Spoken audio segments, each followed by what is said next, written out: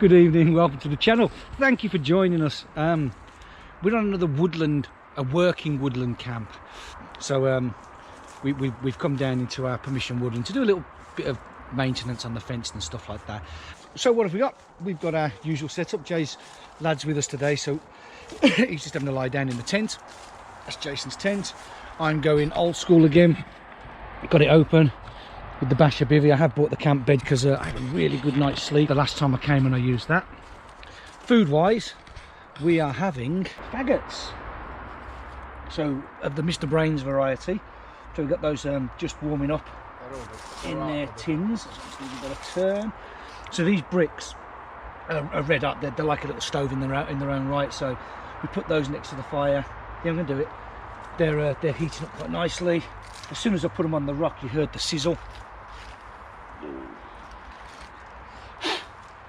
That was a good idea, wasn't it?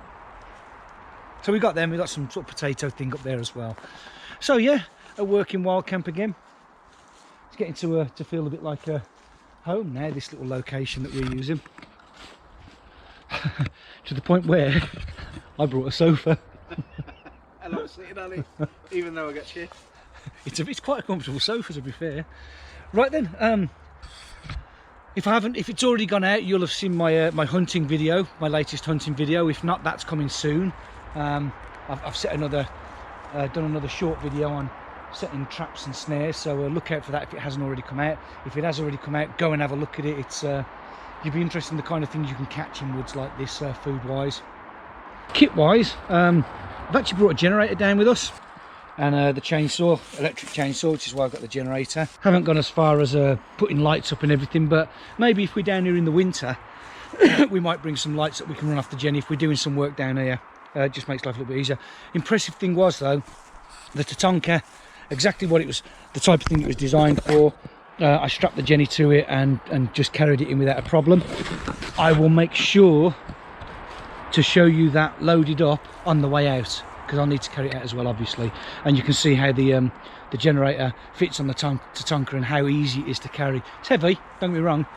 The weight's there and you know it's there, but there's no way I'd have just been able to walk in the way I walked in if I hadn't had it strapped onto the frame. I'll show you that at the end. Squeal, piggy. The faggots are doing nicely, so it's time to get the potatoes on. These are pretty good, these little potatoes, au gratin things. You get them from Aldi or Lidl or something like that, one of those type of shops. And the nice thing is they're in a plastic bag, so you can just boil them in the bag and they're really tasty. The faggots are bubbling away nicely, so the gravy there. And then we got the potatoes just finishing their warm up here. Jason preparing himself for dinner.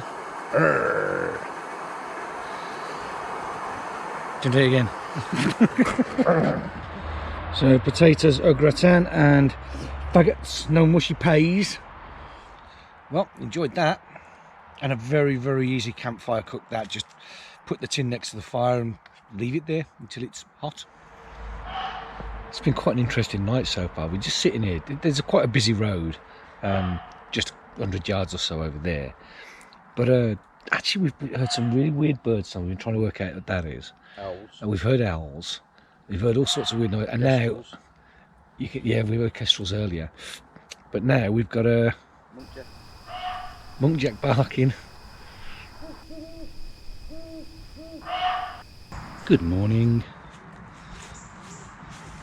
Good night's sleep. Very noisy last night. We was talking about the animal noise as well. We had a horny muntjac somewhere over there just barking its head off. And then there's all sorts of owls and crows. Forget the road noise, the animal noise in here last night were, I mean, obviously it's annoying when you're awake, but it was absolutely fantastic to hear. Really enjoyed it. So the plan for today, this is a working camp, which is why we've got all the gear. We're going to go back down to the fence. We were going to do some strimming up the top, but we're out of 2-stroke oil and petrol, so we're going to take the saws down the bottom and start laying some more road, because there's more gaps down there we want to fill in. So that there was a gap big enough to drive an ATV through. So what we've done is we took the tall branch off, I think it's a hawthorn or something there, cut it halfway through and then just snapped the branch and bent it over. So all of this here that you can see is from the one branch. So we're going to work our way down, and when we see big gaps like that, do exactly the thing. We didn't cut all the way through it because we wanted to carry on living and carry on growing, so we only cut sort of halfway through and then just snap and bend the branch round. Another successful camp. We just had breakfast, finished the work, so we're going to start breaking up camp and make our way out. First thing I'm going to do is get this generator back up to the car. So what I'll do is I'll get it loaded onto the Tonka so you can see how it fits on, and then try and pick it up, because that's the hard bit. It's a heavy old beast. So there it is, loaded up. I've got the Jenny on, got the chainsaw, the cable in, the petrol canister. Whew. Yeah, it's on the back now.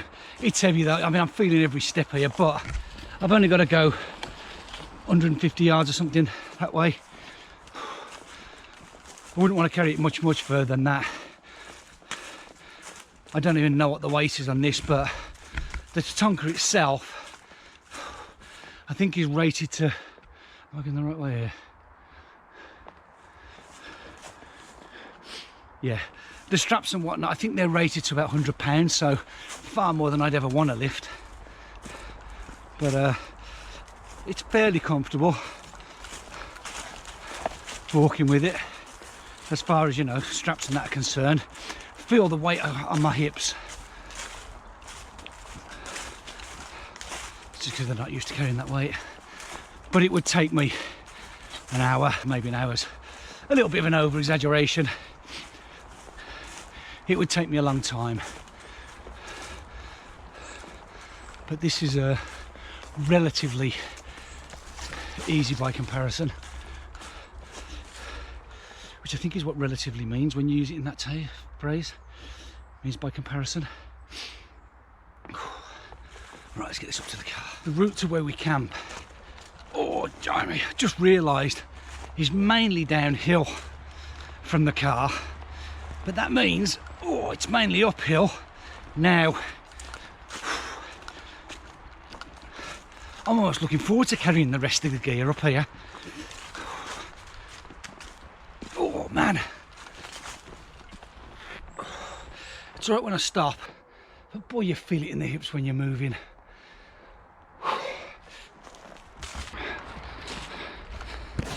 I can smell petrol as well. I hope it hasn't leaked.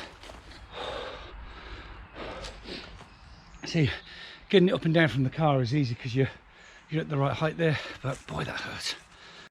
That's another working wild camp done. Wild camp, he says with a sofa on his back. Yeah, it's another working camp done.